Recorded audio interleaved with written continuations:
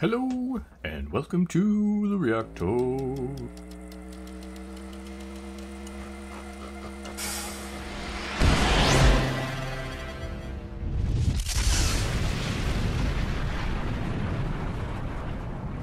Alright, so here goes the next tune in Opeth's Orchid. This is the Under the Weeping Moon. I like the title of this song, so hopefully the story either continues or is just a bunch of mini stories. So we'll see what kind of visual experience this tune brings. And I gotta say, you know, the rawness and the creativity in this album so far, in just one song that I've listened to, has been pretty fantastic. So even in the early days, super creative and beyond talented, and just a musical genius to play anything. So all right, well, enough blabbing. Let's do this. Links below to the things going on and all that fun stuff. All right, here we go.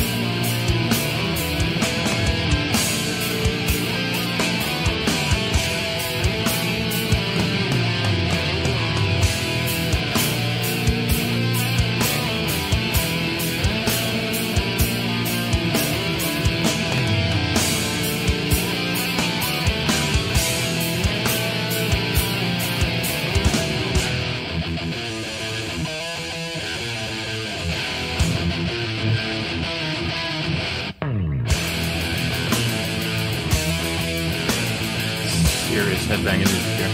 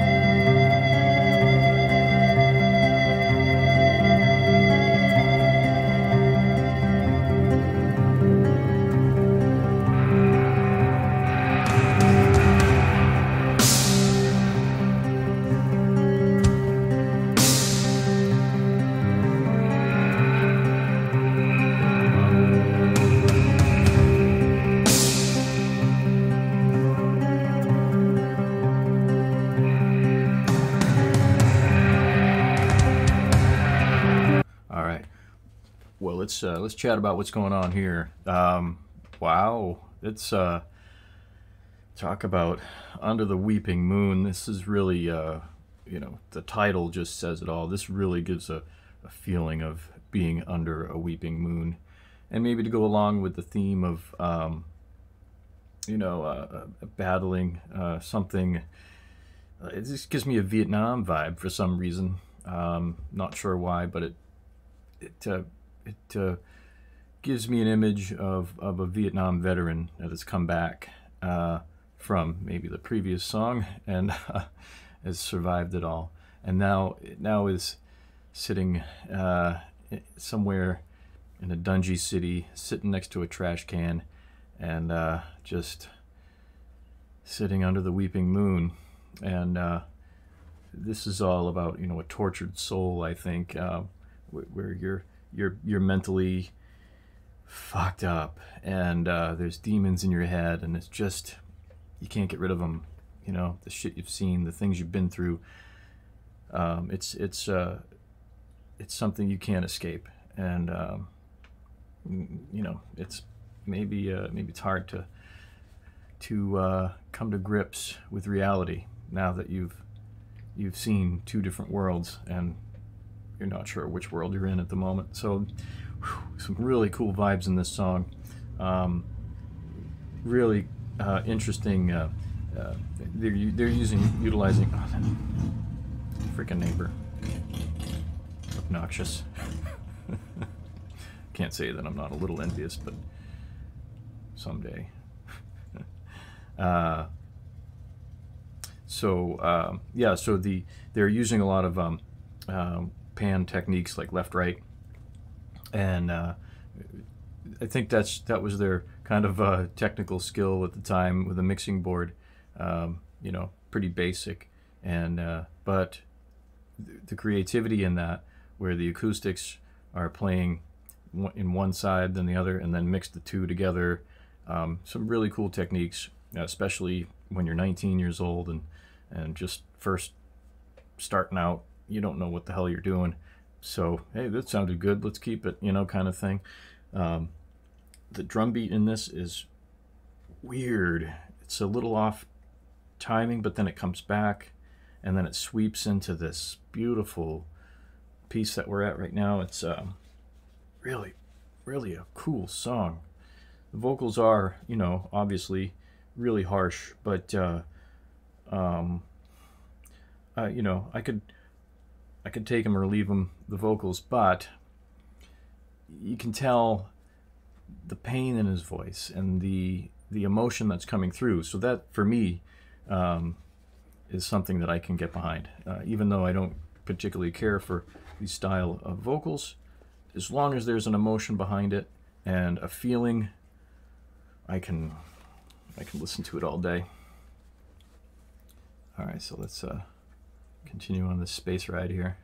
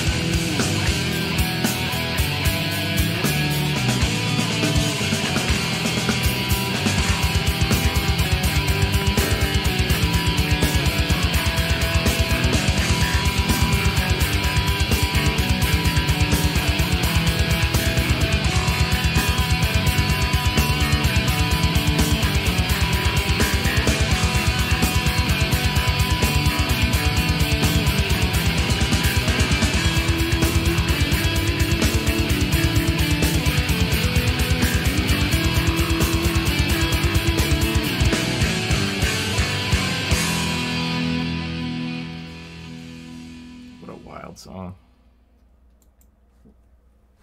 They just, the transitions that they have are just awesome, just plain awesome. They really know how to just change up a song and not keep it the same typical, typical rock song. This is just, to me, it has like the underbelly of like Frank Zappa. Not that it sounds anything like Frank Zappa, but composition wise, if you listen to any of Frank Zappa's songs, they're a little weird, they're a little wild, but musically they are so complex and different and goes against the grain of your typical music style. So it has a thin layer of some Zappa stuff. Certainly some Slayer influence, I think, Maiden influence, and some of the the rock gods, the metal gods. They certainly have a bit of influence. Just an amazing quality too. Even for back then, this was unheard of back then, and that's probably why I didn't hear it, because it was unheard of. It was too weird. It was too different. So I'm just surprised I missed these guys. Now, they were from Sweden and I was from New England. New England was not really too keen on global music. It was just just the scene and just the typical stuff. So a lot of us poor kids missed out on a lot of great music worldwide. But anyway, the theme of this song is the nice melodic part, the spacey waves. It's just kind of like you're diving into your own mind and you're making yourself think too much, and then the crazy part happens, and it just gives me this feeling of like you're just going mad, you're going nuts. And then the tail end of the song is kind of you're in an insane asylum. You're just, and his vocals are where it got really echoey, and it just reminded me of just sitting inside an insane asylum, just drugged out and just waiting to die kind of feeling.